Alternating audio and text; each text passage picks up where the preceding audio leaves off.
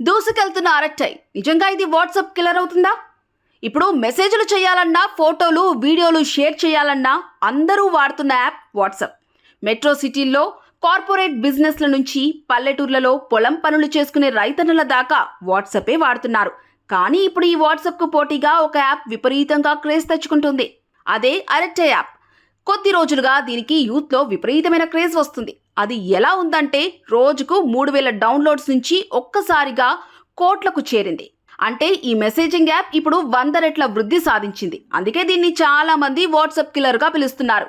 మరి ఈ యాప్కు ఒక్కసారిగా ఎందుకింత క్రేజ్ వచ్చింది? ఈ యాప్ స్పెషాలిటీ ఏంటి? ఇప్పుడు తెలుసుకుందాం. తమిళంలో అరట్టై అంటే మాట్లాడుకోవడం అని అర్థం. వ్యక్తిగత మెసేజ్లతో పాటు group chat, audio, video calls share చేసుకోవడం కోసం ఈ యాప్ను తీసుకొచ్చారు. జోహో కార్పొరేషన్ ఈ యాప్ను రూపొందించింది. మేక్ ఇన్ ఇండియాలో భాగంగా పూర్తిగా స్వదేశీ పరిజ్ఞానం ఉపయోగించుకొని ఈ యాప్ను తయారు చేశారు. నిజానికి ఈ యాప్ 2021లోనే విడుదలైంది. కానీ రీసెంట్గా ఈ యాప్కు విపరీతమైన క్రేజ్ వచ్చింది.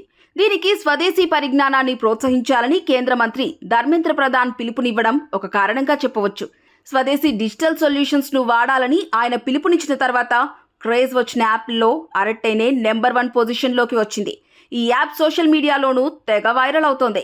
అంతకుముందు రోజుకు 3000 సైనప్లు ఉండగా ఆ తర్వాత కోట్లకు చేరింది. ఈ విజయాన్ని Arattai app co founder Sridhar Vembu స్వయంగా వెల్లడించారు.